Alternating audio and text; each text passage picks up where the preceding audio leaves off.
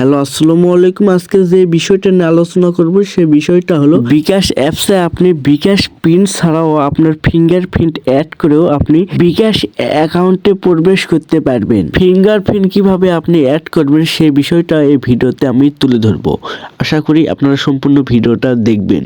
আর দেরি না করে ভিডিওটা শুরু করা যাক। প্রথমে আপনি আপনার বিকাশ অ্যাপটি প্লে স্টোরে গিয়ে আপডেট করে নেবেন।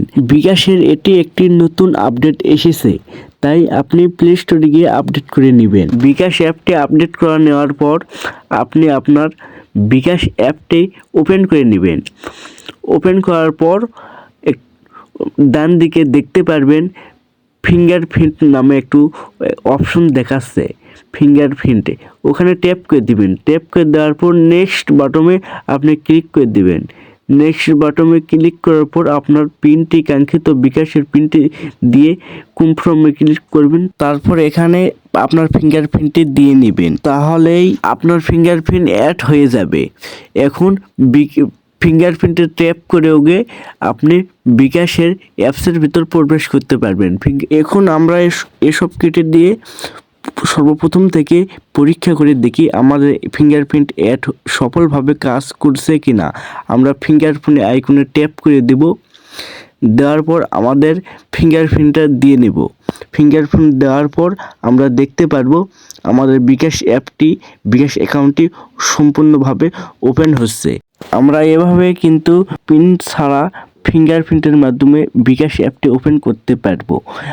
আপনি কোনো লোক সমাজে আসেন, পিনটি টাইপ করতে কোন সমস্যা হচ্ছে, কেউ দেখে নিলে সমস্যা হতে পারে, তাহলে আপনি কিন্তু সেই ক্ষেত্রে আপনার ফিঙ্গারপ্রিন্ট দিয়েও বিকাশ অ্যাকাউন্টটি ওপেন করতে পারবেন। আপনার ব্যালেন্স সব আপনি চেক করতে পারবেন।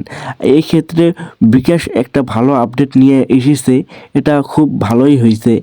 এই আপডেট এনে অনেক ক্ষেত্রে সমস্যা হতে পারে পিন টাইপ করতে, বিকাশের পিন টাইপ করতে অনেকে দেখে নিলে সমস্যা হতে পারে, সেই ক্ষেত্রে এটা অনেক উপকারী।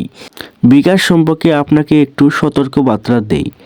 OTP code, one time password, এটা কখনোই আপনি কাউকে শেয়ার করবেন না। আপনার অ্যাকাউন্টের বিকাশ অ্যাকাউন্টের পিন এটা কাউকে শেয়ার করবেন না। শেয়ার করলে আপনি অবশ্যই ক্ষতিগ্রস্ত হতে পারেন। আপনি এদিকে অবশ্যই সেফটি রাখবেন। সেফটি রাখা আপনার জন্য নিরাপদ। এই বিষয়টা মাথায় রেখে সবসময় বিকাশ অ্যাপস ব্যবহার করবেন। বিকাশ অ্যাপস এবং অ্যাকাউন্ট ব্যবহার করার জন্য অবশ্যই সতর্ক থাকতে হবে আমাদের।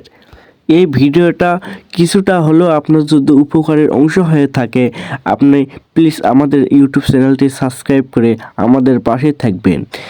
ধন্যবাদ এতক্ষণ পর্যন্ত ভিডিও দেখার জন্য।